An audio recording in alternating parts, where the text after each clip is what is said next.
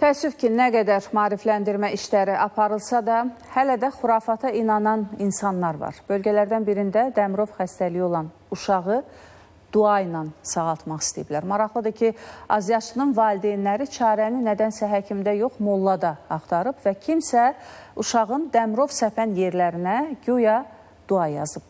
Bununla bağlı sosial şəbəkədə yayılan kadrlar müzakirələrə səbəb olub. Ətraflı sujetdə.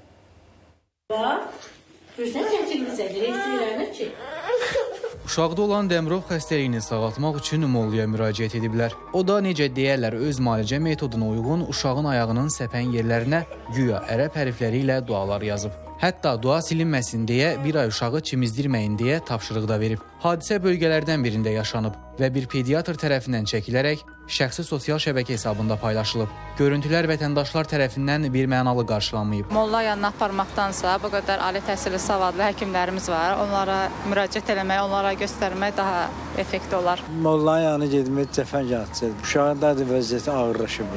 Tibbimiz bu qədər inkişaf etdiyi bir halda dərmanla sağalacaq bir xəstəni mollaya aparırlarsa, buna da müəyyən qrup insanların cahilliyi deyilir. Həkimlərin sözlərinə görə yaranın üzərinin yazılması xəstəliyi daha da şiddətləndirə bilər. Həmçinin azyaşlının dərisinin zədələnmiş hissəsinə müxtəlif əşya ilə toxunmaq onda travma, əsəb gərginliyi, qorxu, həyəcan hissi yarada bilər ki, bu da nəticədə uşağın vəziyyətinin ağırlaşmasına gətirib çıxara bilər. Halbuki bu xəstəliyin normal müalicəsi var. Müalicəyə tabe olma xarakterinə görə dəri xəstəlikləri iki qrupa bölünür. Tez müalicə olunan dəri xəstəlikləri və residivləşən dəri xəstəlikləri.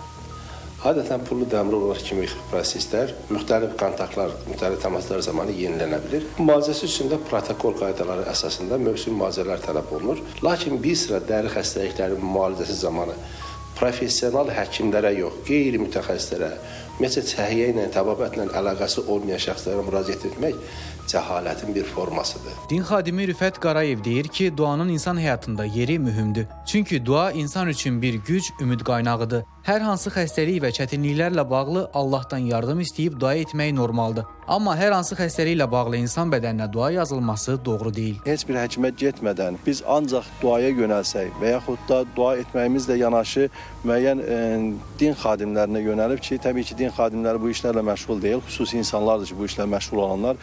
Məhrəm, naməhrəm demədən, şəriət ölçülərini bilmədən hər hansısa bir xanımın və ya bəyin və ya uşağın bədən üzvlərinə dualar yazmaqla ki, siz illa da bu vasitə ilə şifa tapasınız, bu şəriətimizdə və ya dinimizdə məqbul hal kimi hesab edilmir. Həmin görüntüləri ilahiyyatçıya da göstərdiyi məlum oldu ki, uşağın ayağına yazılan hər hansı bir dua yox, sadəcə müxtəlif işarələrdir. Rüfət Qarayev əlavə etdi ki, bu yazıda bir dənə də olsun ərəb hərfi qeyd olunmayıb. Özünü molla kimi təqdim edən şəxs vətəndaşların məlumatsızlığından istifadə edərək bu yolla sadəcə pul qazanır. Sənan Bəhrəmli, Nurlan Şiraliyev, Rahil Bəhluzadə, ATV Xəbər.